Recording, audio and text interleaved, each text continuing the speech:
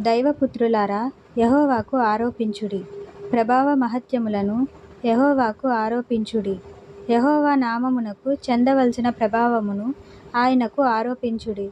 ప్రతిష్ఠితములగు ఆభరణములను ధరించుకొని ఆయన ఎదుట సాగిలపడుడి. యెహోవా స్వరము జలముల మీద వినబడుచున్నది.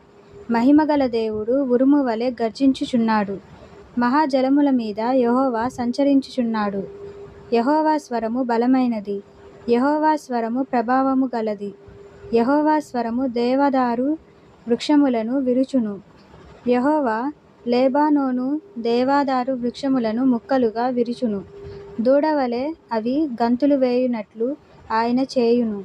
లెబానోను షిర్యోనును గురోపోతు పిల్లవలె గంతులు వేయునట్లు ఆయన చేయును. యెహోవా స్వరము అగ్నిజ్వాలలను ప్రజ్వలింపజేయుచున్నది. యెహోవా స్వరము అరణ్యమును కదిలించును. యెహోవా కాదేషు అరణ్యమును కదిలించును. యెహోవా స్వరము లేళ్లను ఈనజేయును. అది ఆకులు రాల్చును. ఆయన ఆలయములో నున్నవన్నీయు ఆయనకే ప్రభావము అనుచున్నవి. యెహోవా ప్రళయ జలముల మీద ఆసీనుడాయెను. యెహోవా నిత్యము రాజుగా ఆసీనుడై ఉన్నాడు. యెహోవా తన ప్రజలకు బలముననుగ్రహించును. యెహోవా తన ప్రజలకు సమాధానము కలుగజేసి వారిని ఆశీర్వదించును.